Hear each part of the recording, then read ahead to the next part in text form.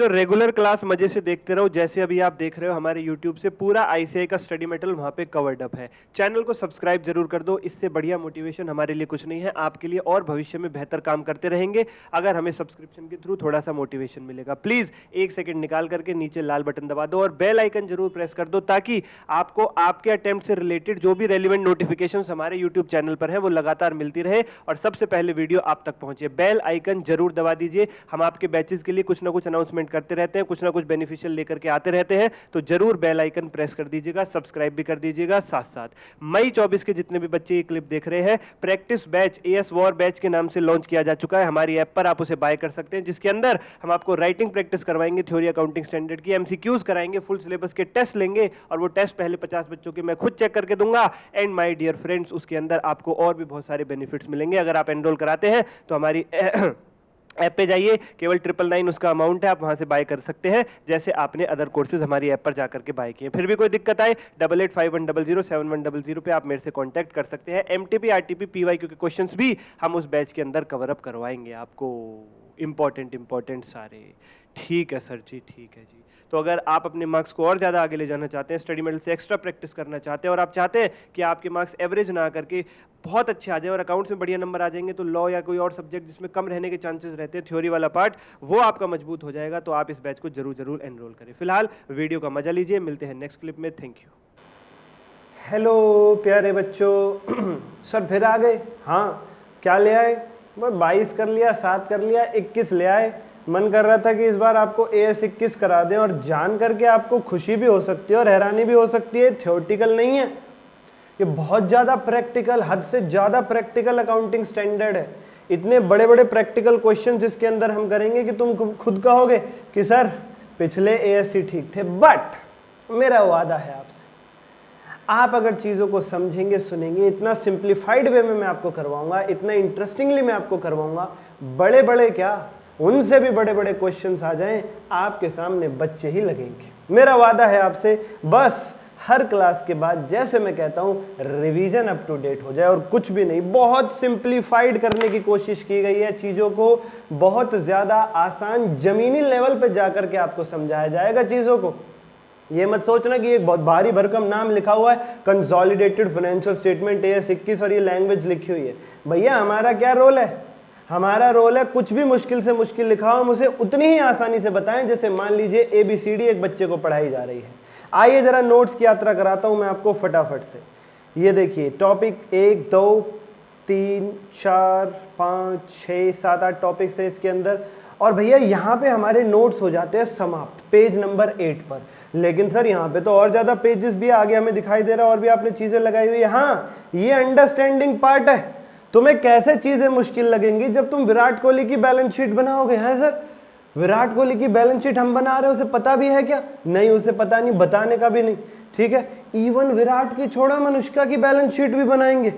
ओहो सर, कुछ ज्यादा नहीं हो गया? अब बनाएंगे, हो गया तो हो गया, देखी जाएगी। ठीक है, विरुष्का की बैलेंस शीट भी बनाएंगे। विराट, अनुष्का, विरुष्का है सर। अरे वाह। उसके बाद ये देखिए नोट्स पिक्चराइज्ड वे में, यानी कि जस्ट देखना है, सुनना है, समझना है, सब कुछ मैं ही लिखूंगा यहाँ पे, आपको हाथ भी नहीं हिलाना। गदर 2 देखी थी अभी आप सभी लोगों ने?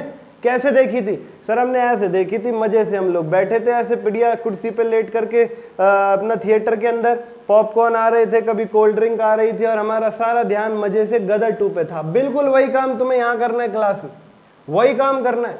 आराम से लेटो, मैं पहला टीचर हूं जो आप लोगों से कह रहा हूं आराम से लेटो, खाओ पियो, हाथ में कोल्ड ड्रिंक रखो, स्नैक्स रखो।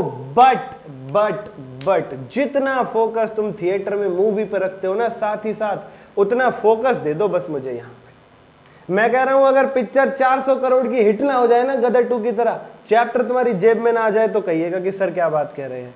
ठीक है सर, ठीक है सर, जरूर आपने पीछे मेहनत ही करी होगी, तभी आप इतने दम से ऐसे चुटकियां बजा बजा करके बार बार हमसे कह रहे हो। हाँ मुझे पता है, क्योंकि ये चैप्टर आपको मजेदार लगने वाला है, सिंपल इजी लगने वाला है। मजे की बात बताता हूं, किसी से कहना मत। जो ICAI के स्टडी मटेरियल में, नहीं सर ये तो वैसे वाला सीन हो गया जैसे आप जोर जोर से बता रहे, चुपके से बताओ। हाँ, जो ICAI के स्टडी मटेरियल में मुश्किल क्वेश्चन है ना, प्रैक्टिकल क्वेश्चन है। देखो अभी तो ICAI का मटेरियल अपडेट हुआ है, तो उसमें कुछ मुश्किल क्वेश्चन थे पिछले वाले मटेरियल में जो नए वाले मटेरियल में भी हैं, उन्हीं को तोड़ मरोड़ के मैंने एग्जाम्पल की शक्ल दे दी। और जब तुम कॉन्सेप्ट समझोगे ना, तब तुम ICAI के मटेरियल के सबसे मुश्किल क्वेश्चंस कर चुके होगे कॉन्सेप्ट समझते हो। तो बताओ चैप्टर में दम कहाँ बचेगा? ये बात है सर, हाँ चैप्टर में दम कहाँ बचेगा बताओ। ठीक है सर, ठीक है, ये हुई ना कुछ बहुत मुश्किल क्वेश्चन जो सबसे ज्यादा है चैप्टर में, उन्हें आप कॉन्सेप्ट के दौरान ही समझा दोगे। हाँ, बाकी क्वेश्चन तुम कहोगे कि सर मन ही नहीं कर रहा करने का। और जो मुश्किल क्वेश्चंस और भी हैं जो मटेरियल में, उसकी तुम्हें इतनी आदत पड़ जाएगी कि घर वाले कहेंगे ये हुआ क्या बच्चों को आज, ये क्या हुआ बच्चों को, ये कुछ दिन से किताबों में लगे रहते हैं और अकाउंट्स की किताब रहती है इनके हाथ में। वो आएंगे तुम्हारे सर पे हाथ फेरेंगे, बेटा सब ठीक है, दिमाग ठीक काम कर रहा है, कहीं एक चैप्टर पे रुक तो नहीं गया। आप कहोगे नहीं नहीं नहीं, सवाल करने में मजा इतना आ रहा है कि हम उसी को बार बार कर रहे हैं। मैं वार्निंग दे रहा हूँ, चैप्टर की आदत लग सकती है, ऐसा ना हो इसके सवालों की इतनी आदत लगे तुम यही सवाल करो और चैप्टर ना करो। तो भैया इसकी 2-3 बार प्रैक्टिस करके छोड़ देना, आगे वाले चैप्टर्स पे भी चले जाना। ठीक है सर जी, ये लो, ये लास्ट यहाँ तक हमारी यात्रा है नोट्स की। और जब मैं आपको सारी बातें समझा चुका हूँगा, फिर मैं 4-5 सवाल फेंक के मारूंगा आपके ऊपर। सवाल नंबर 1, सवाल नंबर 2, सवाल नंबर 3, सवाल नंबर 4, सवाल नंबर 5। इन 5 सवालों का आप जवाब देंगे कॉन्सेप्ट समझने के बाद। लास्ट में मैं आपको हर क्वेश्चन मटेरियल का, हर कोई भी क्वेश्चन बड़े से बड़े से बड़े से बड़ा, उसको करने के स्टेप्स लिखवा देंगे मैं आपको। और ये स्टेप्स आप समझ ही चुके होंगे, तो कोई भी क्वेश्चन आ जाए हमें तो ये स्टेप्स अप्लाई करने। इंस्टीट्यूट ए से लेके जेड तक, एडी से लेके चोटी तक का जोर लगा ले, यही स्टेप से आपके क्वेश्चन सॉल्व हो जाएंगे। मुश्किल चैप्टर्स में से एक माना जाता है कंसोलिडेशन, पता है? पूरे करिकुलम के सबसे मुश्किल चैप्टर्स में से एक माना जाता है कंसोलिडेटेड फाइनेंशियल स्टेटमेंट। इवन मैं ये कहूंगा इससे मुश्किल कुछ है ही नहीं, सो कॉल्ड मुश्किल, इससे सो कॉल्ड मुश्किल आपके मटेरियल में कुछ है ही नहीं। क्योंकि देखो मैं तो आपसे ये कहूंगा हर चैप्टर, हर एएस, एवरीथिंग इज सिंपल। यस, क्योंकि मैं उतने एफर्ट्स भी आपके लिए करूंगा, हर एएस में करता आया हूं अभी तक, आप लोगों को भी पूरा भरोसा है, आपकी रिवीजन पे भी पूरा भरोसा है, तो मुश्किल कोई चीज हो नहीं सकती। फिर भी अदर सिनेरियोज को देखते हुए, कंपैरिजन करते हुए, ये सबसे मुश्किल चैप्टर माना जाता है आपके सिलेबस का। अब तुम देखिएगा तुम इस चैप्टर को कैसे करते हो, मुश्किल लगता है या नहीं, और मुझे मैसेज करके जरूर बताएं सभी मासूम बच्चे कि सर हमें चैप्टर कैसा लगा, आसान लगा या मुश्किल। जरूर जरूर बताइएगा, जो लोग भी क्लास देख रहे हो, भले ही पेड स्टूडेंट्स, अगर हम इसे यूट्यूब पे डालते हैं तो यूट्यूब वाले स्टूडेंट्स आप भी जरूर बताइएगा कि आपको क्लासेस कैसी लगी, सिंपल या मुश्किल। जी सर। और दोस्तों एक बात मैं आप लोगों को बताना चाहूँगा कि किस तरीके से आप इसका पेड कोर्स जो है बाय कर सकते हैं। कंप्लीट कोर्स सीए इंटरमीडिएट मई-नवंबर 24 के लिए, एडवांस अकाउंट्स ग्रुप 1, जो नया सिलेबस हमारा चल रहा है, क्योंकि यूट्यूब पे सारे लेक्चर्स नहीं होंगे, यूट्यूब पे कुछ एक लेक्चर्स होंगे, मैक्स टू मैक्स 15-20 लेक्चर्स होंगे, जबकि सिलेबस आपका 100+ लेक्चर्स का है। सिलेबस आपका 110 या 120 घंटे का है, 110 से 120 घंटे का, ठीक है। वैलिडिटी हमारी एग्जाम्स तक रहेगी जो भी आप परचेज करेंगे, और व्यूज़ जो है उसमें अनलिमिटेड रहेंगे। फीस आप ऐप पे जाके पता कर सकते हैं, पेमेंट आप ऐप पे कर सकते हैं, नोट्स वगैरह सब आपको वहीं से मिल जाएंगे। कुछ भी दिक्कत आए ऊपर दिए गए नंबर पे आप मेरे से कांटेक्ट कर लेना। और इसकी लाइव मैं आपको वीडियो एक बार करके दिखा देता हूँ, आप किस तरीके से आप बाय कर सकते हैं अपने मोबाइल से या अपने लैपटॉप से। चलिए मैं दिखा देता हूँ आपको एक बार। ओके दोस्तों, तो उम्मीद करता हूँ आपको ये कोर्सेज बाय करने का प्रोसीजर जो है वो समझ में आया होगा। बहुत ही सिंपल सी चीज़ है, जिसको भी खरीदना है जाएं खरीदे। कोई और भी डाउट हो उससे रिलेटेड ऊपर दिए गए नंबर पे डायरेक्ट मेरे से बात करें, व्हाट्सएप करें, मैं डायरेक्टली आपकी क्वेरीज का रिस्पॉन्ड करके चलूँगा। ठीक है सर, अब आ जाते हैं चैप्टर पे, फटाफट से चैप्टर। चलो भाई करो शुरुआत, लेके प्रभु का नाम। टॉपिक पहला, मीनिंग ऑफ कंसोलिडेशन। भाई चैप्टर एएस का नाम क्या है? Consolidated financial statement. हाँ सर, फाइनेंशियल स्टेटमेंट तो हम जानते हैं क्या होती है, trading account, PNL account, balance sheet, अपना कैश फ्लो स्टेटमेंट, ये सब होती है। बट ये कंसोलिडेशन क्या है?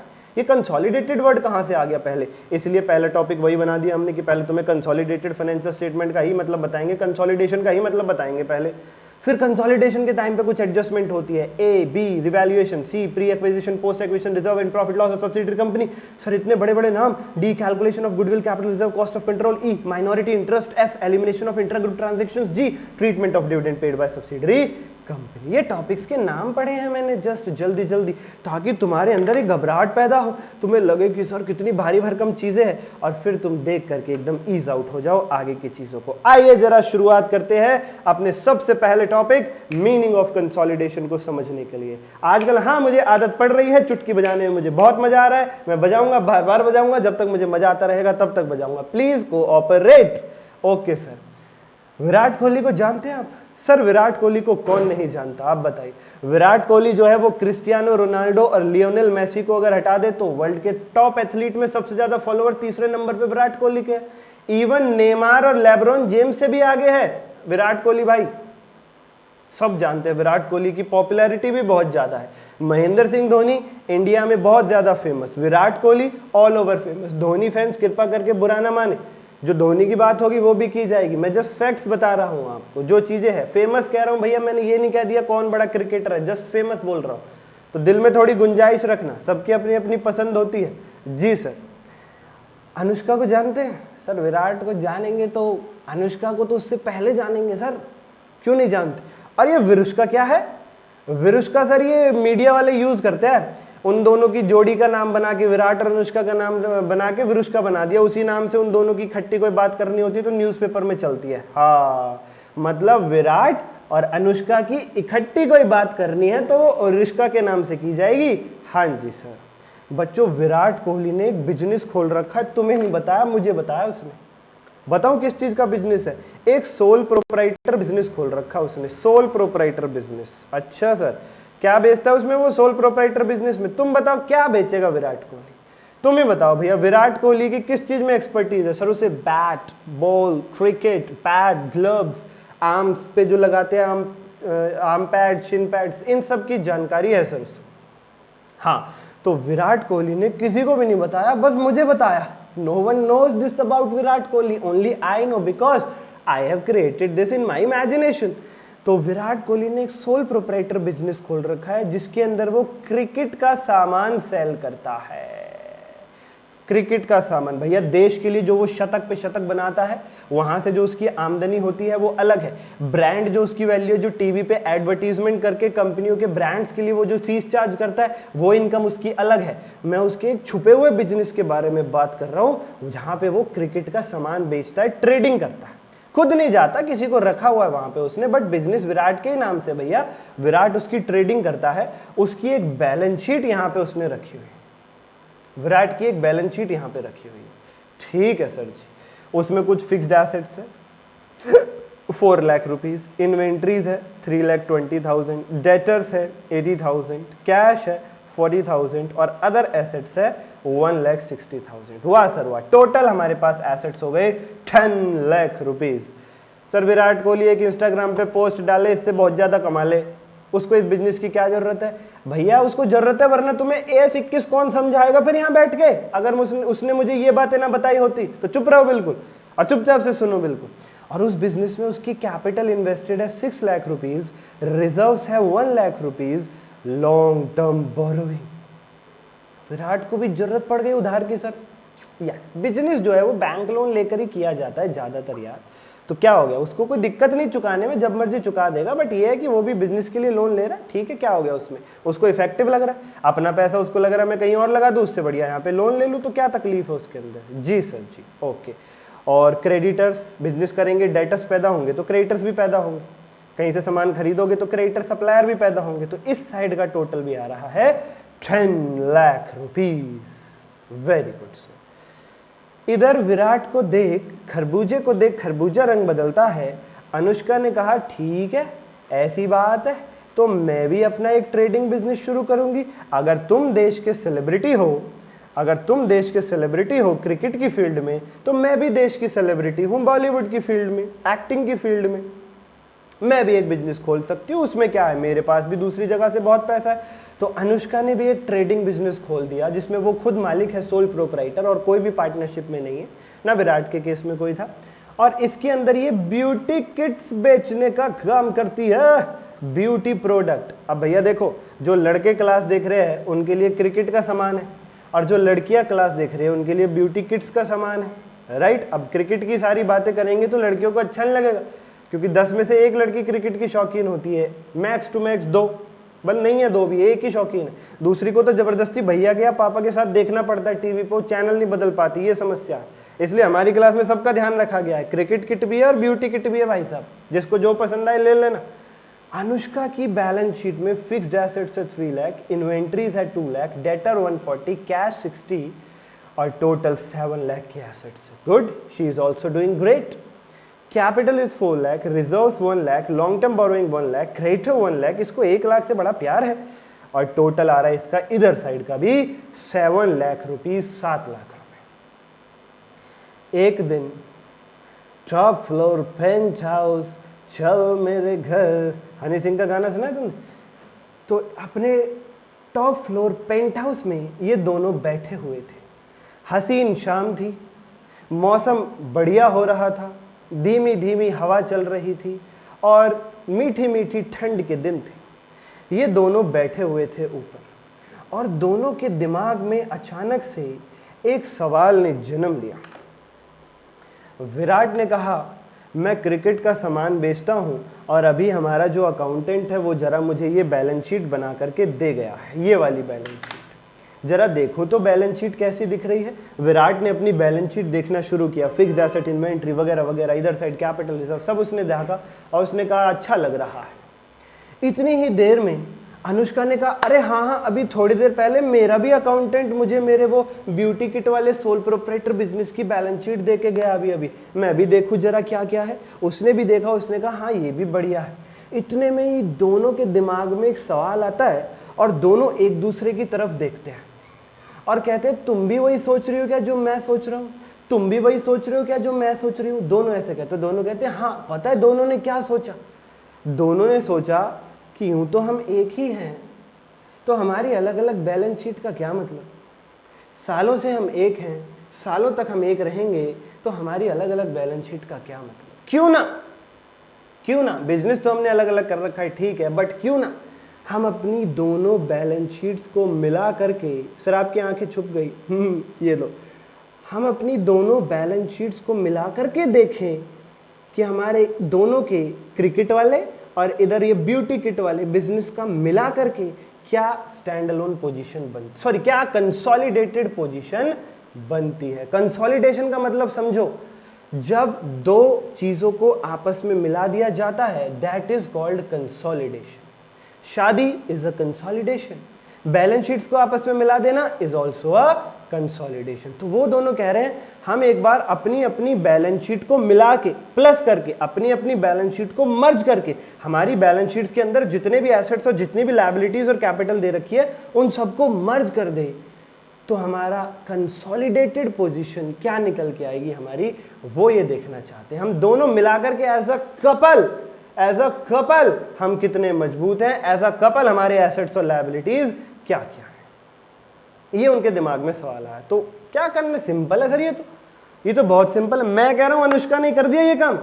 अनुष्का ने कहा अरे विराट यार एक काम करो, वो ऐसी बोलती है भाई, विराट यार एक काम करो, लाओ अपनी बैलेंस शीट दो, मैं फटाफट से कंसोलिडेशन कर देती हूँ। और उसने ऊपर लिखा विरुष्का, क्योंकि अब विरुष्का की बैलेंस शीट बन रही है, विराट प्लस अनुष्का की खट्टी, और यहाँ पे लिखा उसने बैलेंस शीट, और उसने ये बैलेंस शीट बनानी शुरू कर दी। कैसे कैसे लिखेगी वो क्या करेगी, वो कहेगी विराट तुम्हारी बैलेंस शीट में 4 लाख के फिक्स्ड एसेट्स है, मेरी बैलेंस शीट में 3 लाख के फिक्स्ड एसेट्स है, तो हम दोनों के एज अ विरुष्का हमारे फिक्स्ड एसेट्स हो गए 7 lakh, as Virushka our fixed assets are 7 lakh. Kohli ने कहा हाँ हाँ आगे चलो और करो। उसने कहा विराट तुम्हारे इन्वेंट्रीज है 320, मेरी इन्वेंट्री है 2 लाख, हमारी टोटल हो गई 520। ओहो, ऐसे ने कहा डेटर्स तुम्हारे 80, मेरे 140, टोटल हो गए 220। Very very good. कैश तुम्हारे पास 40, मेरे बिजनेस में 60, टोटल हो गया 1 lakh. Very very good. Virat तुम्हारे पास अदर एसेट्स है 160 के, बट मेरे पास तो कोई अदर एसेट्स है ही नहीं। विराट ने कहा कोई बात नहीं, रोना बंद करो, 160 प्लस 0 और उधर लिख डालो कितना 160। अब तुम्हारा मेरा कुछ अलग अलग थोड़ी है, अगर पूरा 160 मेरे पास है तुम्हारे पास 0 है, तब भी हमारे टोटल में तो 160 लिखा ही जाएगा, क्योंकि जो तेरा है वो मेरा, जो मेरा है वो तेरा। ठीक है सर, उसके बाद कैपिटल को प्लस किया गया, उसने लगा रखी है 6 लाख, इसने 4 लाख, टोटल हो गई 10 लाख। रिजर्व्स उसके है 1 लाख, इसके है 1 लाख, टोटल हो गई 2 लाख। उसके बाद लॉन्ग टर्म बोरोविंग 2 लाख, इधर 1 लाख, टोटल 3 लाख, और इधर क्रेडिटर्स 1 लाख अनुष्का के, विराट के भी 1 लाख, क्रेडिटर हो गए टोटल 2 लाख, और दोनों साइड का इनका टोटल आ गया 17 लाख, क्योंकि विराट के एसेट्स लायबिलिटीज का टोटल क्या था, लायबिलिटी प्लस कैपिटल का 10-10 लाख, और अनुष्का का 7-7 लाख, तो दोनों को प्लस कर दिया जाए टोटल क्या आएगा 17 लाख। कुड़ियां कारा सेक्टर 17 जिन्होंने सानू मोलिया, राइट सर। ये क्या बोले आप बीच में, हनी सिंह के गाने गाता हूं मैं बीच बीच में, समझा करो बात को। टोटल क्या हो गया 17 लाख, हो गया कंसोलिडेशन। हाँ, ये बन गई विराट और अनुष्का की कंसोलिडेटेड यानी इकट्ठी बैलेंस शीट, कंसोलिडेशन इसको कहते हैं। ओहो हो, यानी सर मान लीजिए एक बहुत ऊंची दीवार है आगे, और दीवार के पार बहुत सारे पैसे पड़े हुए हैं, और दीवार लगभग 10 फुट की है, और हम वहां जा नहीं सकते क्योंकि एक व्यक्ति 10 फुट की दीवार कैसे कूदे। मेरी हाइट 5-10 है, आप लोगों की हाइट 5-11 होगी, 5-9 होगी, फिर भी यार 10 फुट वाला ज़्यादा 6 फुट होगी, 7 फुट होगी, अंडरटेकर और केन की बिरादरी से अगर तुम, तो फिर भी वो 10 फुट वाली दीवार कूदना तो बहुत बड़ी बात है। तो आप और आपके छोटे भाई जिनके नहीं है वो इमेजिन कर लो, आप एक अंदाज़ा लगाते हो कि अगर हम ऐसे स्ट्रेट खड़े हो जाएं, हम खड़े हो जाएं, मैं नीचे और भाई छोटा जो है वो मेरे कंधे पे खड़ा हो जाए, तो हम दोनों की इकट्ठी हाइट कितनी हो जाएगी, हमारी कंसोलिडेटेड हाइट कितनी हो जाएगी, 6 फुट मेरी, 5 फुट छोटे भाई की, ये तो हो गई 11 फुट, ये हो गई 11 फुट। अब हम 10 फीट वाली दीवार को कूद सकते हैं। तो भैया कंसोलिडेशन करके, इकट्ठा करके आप काम को आगे बढ़ा सकते हैं, आप अपने बिजनेस को नेक्स्ट लेवल पे ले जा सकते हैं अगर आप हाथ मिला लें, एज अ ग्रुप आप काम करें तो। यस सर, तो ये आपने क्या किया, अपनी हाइट 6 फुट, भाई की हाइट 5 फुट, 11 फुट जो आपने बना दी है, क्या किया आपने, कंसोलिडेशन ही तो किया, और क्या किया। यस सर, ओके दोस्तों, ओके। अब आइए जरा देखते हैं कंसोलिडेशन का मतलब हम समझने की स्थिति में आ गए हैं या नहीं। आ गए हैं सर जी, आ गए हैं। ये लीजिए, let's understand whatever has been written here as for the meaning of consolidation. Consolidation refers to, कह रहे हैं कंसोलिडेशन का मतलब होता है merging of data in financial statements of 2 or more different enterprises into one single financial statement.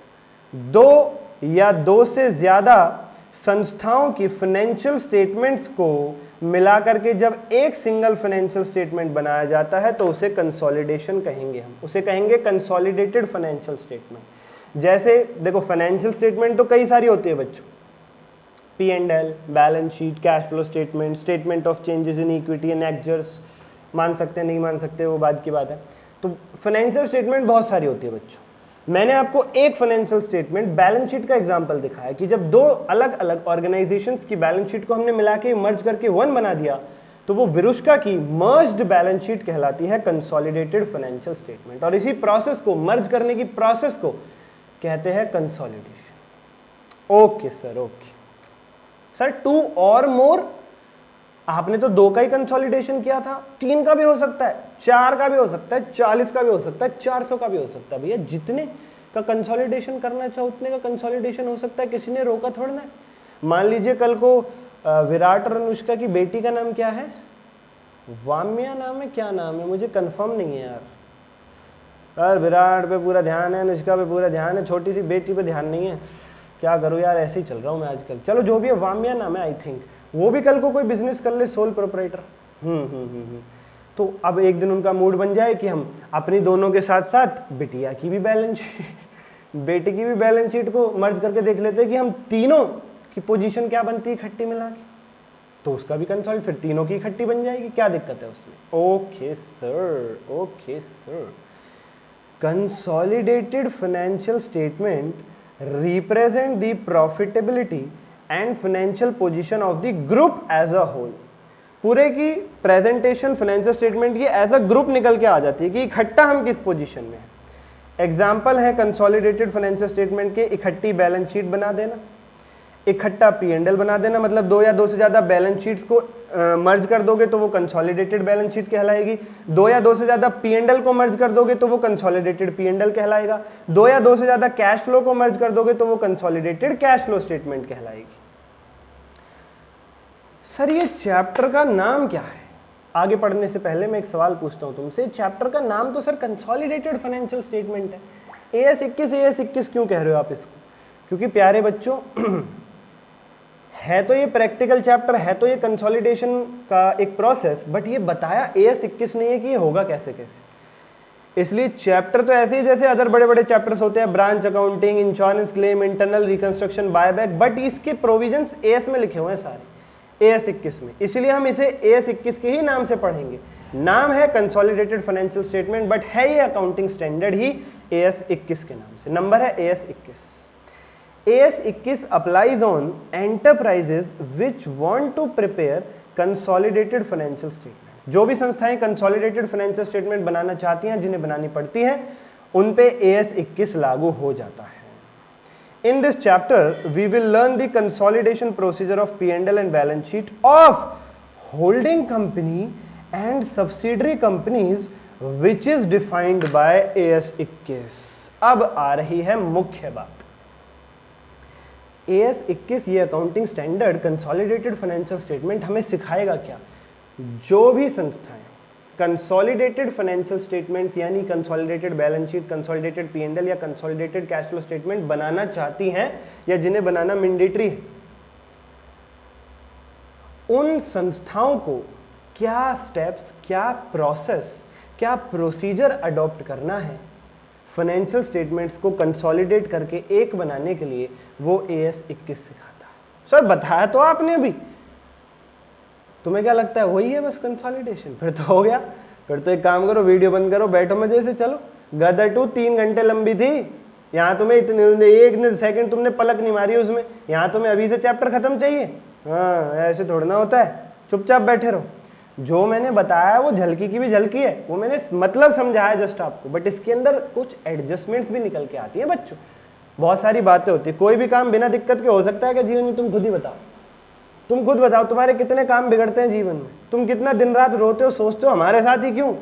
और हर कोई ऐसे सोचता है सबके साथ होता है। कोई भी काम ऐसे थोड़ा ना बन जाते हैं हवा में भैया, कुछ अड़चने आती हैं, तो कुछ एक एडजस्टमेंट्स आएंगी कंसोलिडेशन के प्रोसीजर में, वो समझनी पड़ेंगी आपको, वो आपका चैप्टर बनेगा पूरा। ठीक है सर जी।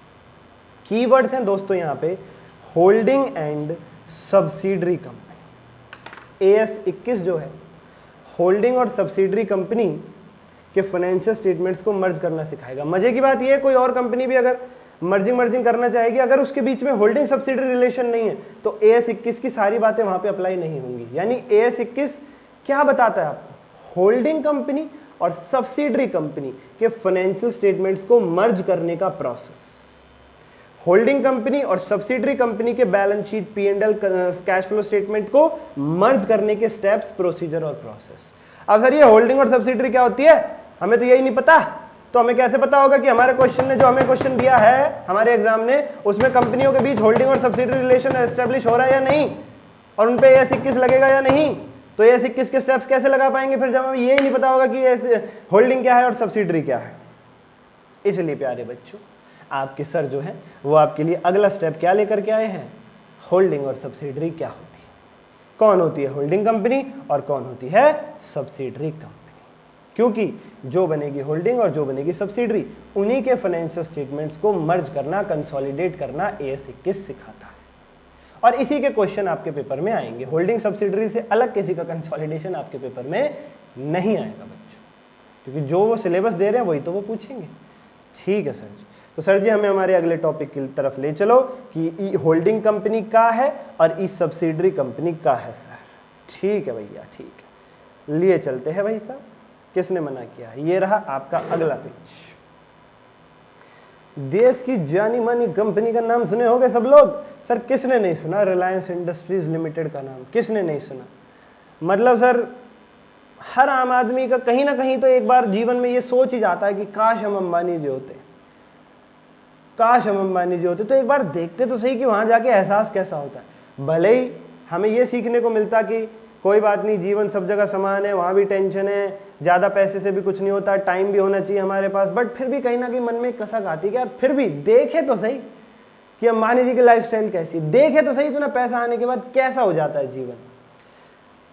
अब यार उसके लिए मैं तुम्हें ईमानदारी से बताऊं तो समझदार वही है जो चीज़ को घटित होने से पहले ही समझ ले। मानसिक मजबूती यही है कि आपके दिमाग पे गुजर जाने के बाद उसे समझे ना, उससे पहले ही भांप लें आप उसको। देखो छोटे छोटे एग्जाम्पल से भी आप बहुत बड़ी बड़ी चीज़ सीख सकते हैं, ये जीवन का नियम है। आप देखो फाउंडेशन क्लियर करना कितना बड़ा सपना था आपका, फाउंडेशन क्लियर हो गया, आज इंटर में बैठ गए हो। कितनी दिन फाउंडेशन की खुशी मनाई तुमने, हर सेकंड तुम्हारे दिमाग में यही रहता है कि हाँ फाउंडेशन पास हो गए, क्या हर सेकंड तुम्हारा दिमाग आनंदित रहता है इसी थॉट से, क्या कोई चिंता नहीं है अब तुम्हारे दिमाग में, क्या फाउंडेशन पास हो गई, तुमने सब कुछ पा लिया और दिमाग तुम जो है बुद्धत्व को प्राप्त हो गए फाउंडेशन पास करके? नहीं सर, नहीं। अब सर फाउंडेशन तो साइड पॉकेट में चली गई, उसका तो ख्याल भी नहीं आता, अब तो इंटर की वही चिंताएं हो गई सर जो फाउंडेशन में थी कि इंटर की पढ़ाई करनी है, इंटर के पेपर देने हैं, इंटर पास करनी है, वही चीज़ें आ गई सर अब तो। हाँ, यहीं से आप अंदाजा लगा लो, जो हाथ लग जाए वो क्या लाज। ये फाउंडेशन के बच्चों को मैंने बहुत बार बोली है ये लाइन, आज फिर से याद आ गई। तो जो हाथ लग जाए वो क्या लाज। तो भाई साहब खुद ही समझ लो तुम, वहाँ मिल के क्या होगा। अंबानी जी जो हैं, क्या उन्हें अंबानी होने में कुछ खास लगता होगा? सही बताना, नहीं लगता भाई। जो अपने पास होता है वो खास नहीं लगता, तो बस छोड़ो ना, अंबानी बन जाओगे तो उसी दिन से अंबानी जी खास लगना बंद हो जाएंगे। तुम be happy, everything you've got, a healthy heart and a healthy mind with a healthy body is everything we can have, genuinely speaking। कोई यहाँ पे उपदेश नहीं है, कोई बाबा जी की बूटी नहीं है, ये सब ये बहुत ही प्रैक्टिकल सच्चाई है। जब हम बीमार होते हैं तो हमें लगता है कहीं कुछ नहीं है, बस ये शरीर ठीक हो जाए, भगवान हम तो जीवन ऐसे ही जी जाएंगे। हाँ, तो सही होने के बाद फिर हम लग जाते हैं उसी भीड़ में, दौड़ में। तो सही होने पे हम सोच सकते हैं ना कि जब बीमार होते वक्त हमने ये सोचा था कि यार सही होना ही सब कुछ है, और आज हम सही हैं, फिट हैं, हेल्दी हैं, तो बस ना फिर बाकी जो सब होता रहेगा वो जीवन का पार्ट है। अपना बेस्ट देंगे और चिंता मुक्त जिएंगे, फिर छोड़ देंगे कुदरत पे, भगवान पे, शक्ति पे, जिसमें भी आप मानते हैं। ठीक है, मेहनत करने के बाद अगर आपने टेंशन ली, मेहनत करने के बाद अगर आपने सोचा, कुछ नहीं मिला आपको जीवन में, मेहनत करो, छोड़ दो, नेकी कर दरिया में डाल, छोड़ दो, सब अच्छा होगा, सब अच्छा होगा। और सब अच्छा ना भी हो तो अच्छा ना होने में ही अच्छा था, यही उसका फैसला था, मान सकते हैं अभी। बस सर बस होल्डिंग सब्सिडरी पे ले आओ, उपदेश हो गया काफ़ी। हम ऑलरेडी घर में दिन में 3 की जगह 4 टाइम सुनते हैं सर। माँ बाप जो है हमें बहुत समझाते हैं आपकी बेहतरी के लिए ही तो, पर तुम मान तो कहाँ हो, एक बार भी नहीं मानते तुम, इसलिए तो मुझे कहने की जरूरत पड़ रही है। चलो ठीक है सर, हम पक्का मेहनत करेंगे और चिंता मुक्त मेहनत करेंगे, बाकी भगवान पे छोड़ देंगे। चिंता वहीं आती है जहां आपके एफर्ट्स में कमी रह गई हो। जब आप जी तोड़ दी जान एफर्ट कर देते हो ना, पूरे दिल से शामिल होकर उस चीज़ में, तो ना करते वक्त बोर होते हो और ना ही फिर रिजल्ट की टेंशन रहती है। रिलायंस इंडस्ट्रीज लिमिटेड का नाम हम सबने सुना है दोस्तों। रिलायंस पेट्रोलियम, हाँ सर इसका नाम भी सुना, ये लोग पेट्रोल में, ऑयल में, क्रूड ऑयल में, इन सब में डील करते हैं सर। रिलायंस जियो, अरे सर हंगामा मचा दिया था इन्होंने तो। मेरे फ़ोन में खुद जियो, ये जो ऊपर नंबर चल रहा है जियो की सिम का ही है। आप कितने लोग जो है जियो की सिम यूज़ कर रहे होगे? ये नाम सुना है आपने, इंडिया विन स्पोर्ट्स? ये क्या है सर? अब जो बच्चे मेरे से फाउंडेशन में पढ़े वो तो समझ गए कि सर वही एग्जाम्पल है ये इंडिया विन स्पोर्ट्स, वो तो समझ गए क्या है। बट जो लोग इंटर में पहली बार देख रहे हैं उनको मैं बताना चाहूँगा इंडिया विन स्पोर्ट्स क्या है। आओ जरा गूगल पे लिए चलता हूँ, तो मैं गूगल पे समझाता हूँ। गूगल देवता हाजिर हो, ये लो गूगल देवता कहते ही हाजिर हो गए। मैं जरा गूगल पे कुछ शब्द लिखता हूँ, देखना जरा। मुंबई इंडियंस, ओ सर ये तो आईपीएल की टीम है क्रिकेट की, हमारी फेवरेट है सर। अब चेन्नई वाले कहेंगे हमारी चेन्नई फेवरेट है। हम जैसे आरसीबी के भक्त हम कहेंगे नहीं हमारी आरसीबी फेवरेट है, अब कब जीतेगी पता नहीं। हम तो कंपटीशन में बोलते ही नहीं, इसलिए हम कहते हैं चेन्नई मुंबई तुम ही भिड़ लो आपस में, हम तो चुप बैठे हैं भैया, हम तुम्हारी लड़ाई का मजा ले रहे हैं, हम तो चुप बैठे, हमें जीतनी trophy. Mumbai Indians company name, देखना मैंने क्या सर्च किया, मुंबई इंडियंस कंपनी नेम, क्या आया निकल के, India win sports private limited. Sir जिसे हम मुंबई इंडियंस के नाम से जानते हैं वो एक प्राइवेट लिमिटेड कंपनी है। हाँ, उसका असली नाम India win sports private limited है। हाँ, सर हमें मुंबई इंडियंस क्यों बताया जाता है? क्योंकि टीवी पे ये नाम अच्छा लगेगा क्या, India win sports private limited versus फलानी प्राइवेट लिमिटेड, कहेंगे क्या क्रिकेट दिखा रहे हैं, क्या दिखा, इसलिए उसका एक फैंसी नाम रखा जाता है टीवी पे दिखाने के लिए। असली नाम क्या है? India win sports private limited. वो एक प्राइवेट लिमिटेड कंपनी है सर, हाँ वो एक कंपनी है, वो लोग बिजनेस करते हैं, प्लेयर्स खरीदते हैं, फिर उन प्लेयर्स को खिलाते हैं और उनके टी शर्ट्स पे स्पॉन्सरशिप का ऐड करते हैं, फिर उन कंपनियों से पैसे चार्ज करते हैं। This is pure business. तभी तो देखो आरसीबी आज तक नहीं जीती, फिर भी कभी कंपटीशन से बाहर हुई। कभी आरसीबी के मालिकों ने कहा हम तो जी कभी जीत ना पाए, हमारा तो सारा पैसा खत्म हो गया जितना भी था, प्राइज मनी कभी हमारे हाथ लगी नहीं, हम अब पार्टिसिपेट नहीं करेंगे। विन विन सिचुएशन है भाई साहब हर टीम के लिए। कोई लास्ट नंबर की टीम है वो भी बहुत सारा पैसा कमाती है स्पॉन्सरशिप से। बस इतना फर्क होता है, जो नंबर 1 टीम होती है ना, जो जीत जाती है टीम, सर फिर तो प्लेयर मन से नहीं खेलेंगे। हाँ अगर सबको ही पैसे कमाने, सबका हिसाब बराबर हो जाए तो प्लेयर्स मन से नहीं खेलेंगे। हाँ प्लेयर्स मन से भी खेलें और कंपटीशन भी खेल में बना रहे, इसके लिए बोली लगाई जाती है, ऑक्शन लगाते हैं, क्योंकि जो प्लेयर जितना बढ़िया खेलेगा वो अगली ऑक्शन में उतना ही महंगा बिकेगा।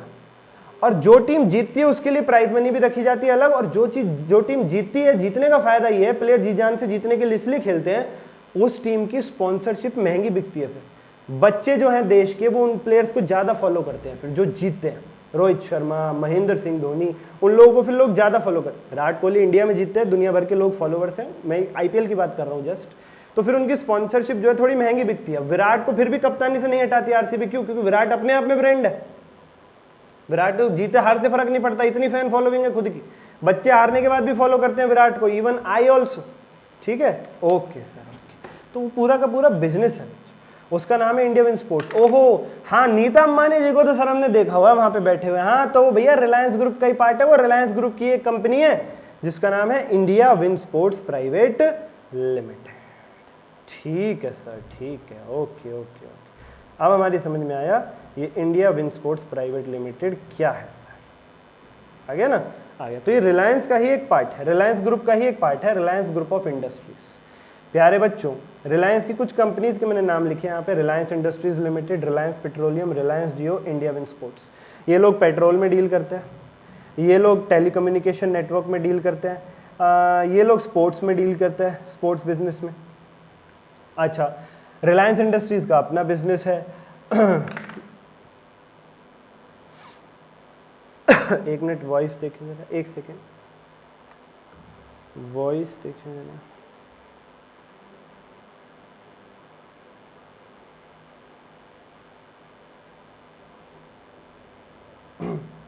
Hello hello hello hello hello hello hello hello, चलिए ठीक है, आई गेस उधर सही आ रही है, दूसरी जगह पे। ठीक है सर, हाँ जी। तो ये लोग क्या करते हैं दोस्तों, भाई रिलायंस इंडस्ट्रीज लिमिटेड अपने आप में एक अलग कंपनी है। आप देख रहे हैं लिमिटेड एक पब्लिक कंपनी है अलग से, तो इनकी अपनी अलग बैलेंस शीट, अलग P&L, अलग कैश फ्लो स्टेटमेंट बनता होगा कि नहीं? हाँ सर, ये अपने आप में इतना बड़ा बिजनेस है, इतने बड़े बिजनेस की balance sheet, P&L, cash flow नहीं बनेगी तो किसकी बनेगी? क्या रिलायंस पेट्रोलियम भी एक बड़ा बिजनेस है? हाँ सर। क्या उसकी भी अलग से बैलेंस शीट, P&L और कैश फ्लो स्टेटमेंट बनता होगा? हाँ सर। अलग अलग बनाना इसलिए भी जरूरी है, इनके तुम प्रोडक्ट देखो ना, अलग अलग है बिल्कुल। जियो अलग है, स्पोर्ट्स अलग है, पेट्रोलियम अलग है। क्या रिलायंस जियो की अलग बैलेंस शीट, अलग P&L, अलग कैश फ्लो स्टेटमेंट बनते होंगे? जी हाँ सर। ऐसे ही इंडिया विन स्पोर्ट्स के लिए बिल्कुल सर, सबके अलग अलग बनते हैं, सबके अलग अलग बनते हैं। और दोस्तों यहां पर है रिलायंस इंडस्ट्रीज, इन तीनों की होल्डिंग कंपनी, और ये तीनों हैं रिलायंस की सब्सिडरी कंपनी। देख रहे हो मैंने रिलायंस इंडस्ट्रीज पे H लिखा हुआ है, H फॉर होल्डिंग कंपनी, और यहाँ पे रिलायंस पेट्रोलियम, रिलायंस जियो और इंडिया विन स्पोर्ट्स पे S का इनिशियल लगाया हुआ है, मतलब ये तीनों है subsidiary company. Reliance industries is a holding company and all the below three Reliance Petroleum, Jio, India Wind Sports are subsidiary company. Sir कैसे, how? Please elaborate.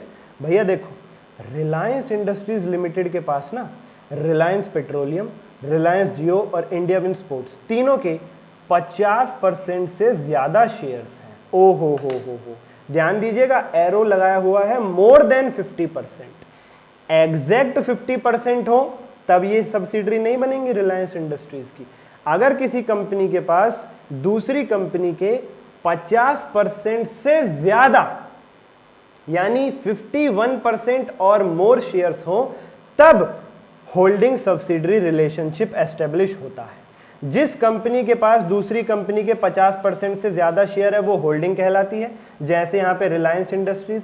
और जिन भी कंपनीज के 50% शेयर दूसरी के पास हैं, 50 से ज्यादा शेयर दूसरी के पास हैं, वो बन जाती है उसकी सब्सिडरी कंपनी। मतलब ये तीनों बन गई रिलायंस इंडस्ट्रीज के लिए सब्सिडरी कंपनी, और इन तीनों के लिए रिलायंस इंडस्ट्रीज लिमिटेड बन गई होल्डिंग कंपनी।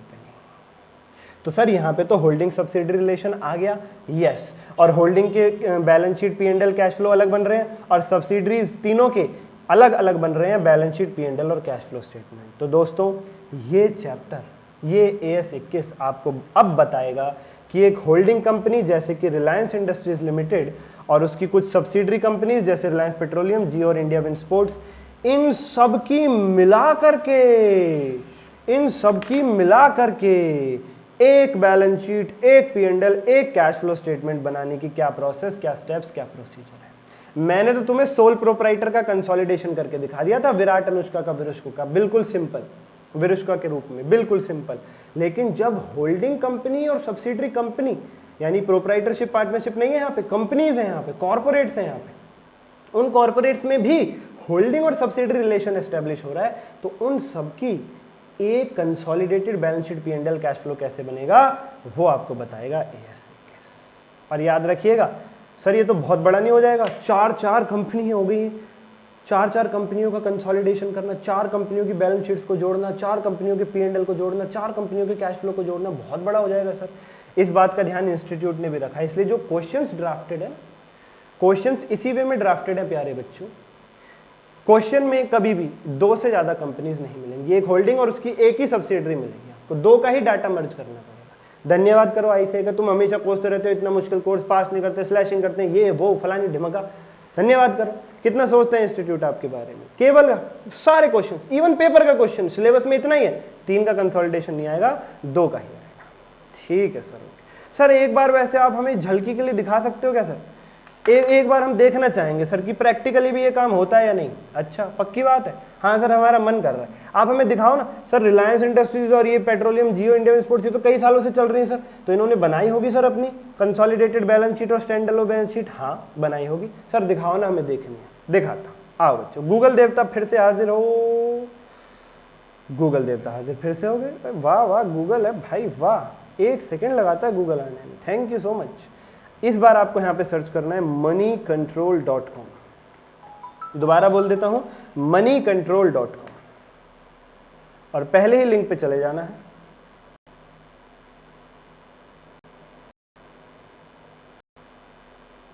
ऐसा एक इंटरफेस आएगा आप लोगों के सामने बच्चों। सबसे ऊपर सर्च लिखा होगा, सर्च, उसमें सर्च कीजिए रिलायंस इंडस्ट्रीज, रिलायंस इंडस्ट्रीज सबसे ऊपर पे आ जाएगी, रिलायंस इंडस्ट्रीज पे क्लिक कर दीजिएगा।